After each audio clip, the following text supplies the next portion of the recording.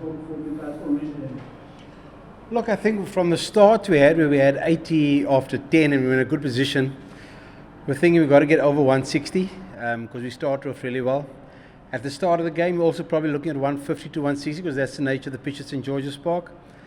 So probably 10 or 15 short of where we should have been. But yeah, you're never going to play the perfect game, and really happy with the way we started today because we haven't had good starts over the last couple of weeks, and today was a really good start and some big improvements shown in the first 10 overs.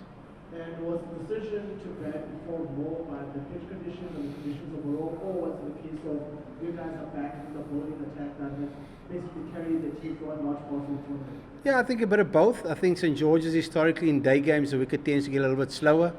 At night you can maybe chase it because the ball skids on a bit better, but with the wind around and the wicket looking pretty dry, their strength as in terms of Paarl being their spin bowling options, we thought better to make use of the pitch first this afternoon.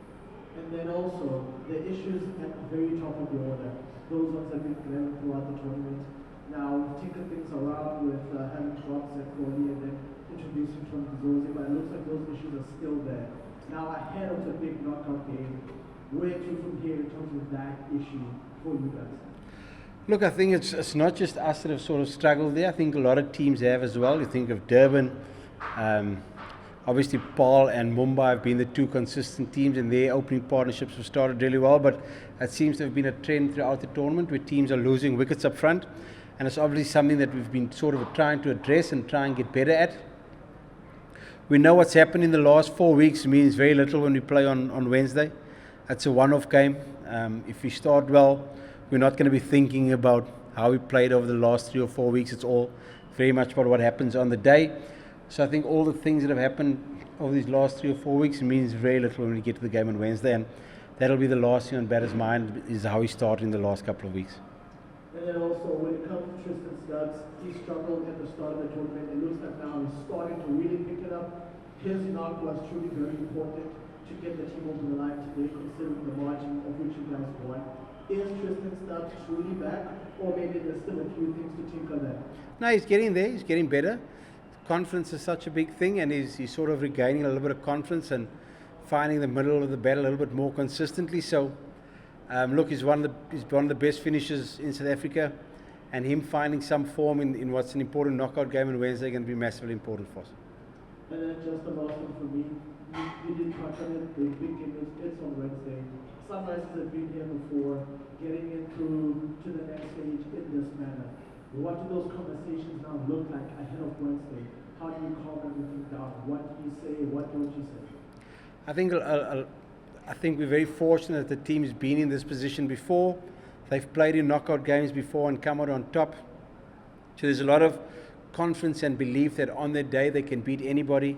In the big moments, they can put in a big performance. So look, there's no rocket science.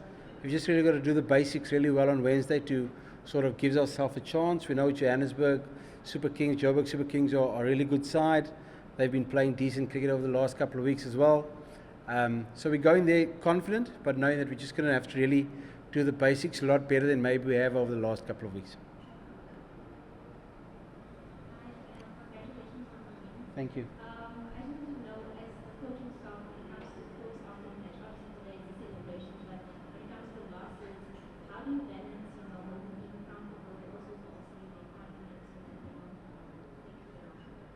Yeah, I think we're very fortunate. We've got a very experienced head coach in Gqeberha, who doesn't get too excited when we win, but he also doesn't get too down when we lose. So when we do put in bad performances or don't play as well as we can, it's probably just to remind the players, number one, to stay calm, to remind the players that we've been here before, we've been successful in the past, we've got world-class players in our side, and when we do well, it's to remind the players that, guys, we're not playing the perfect game.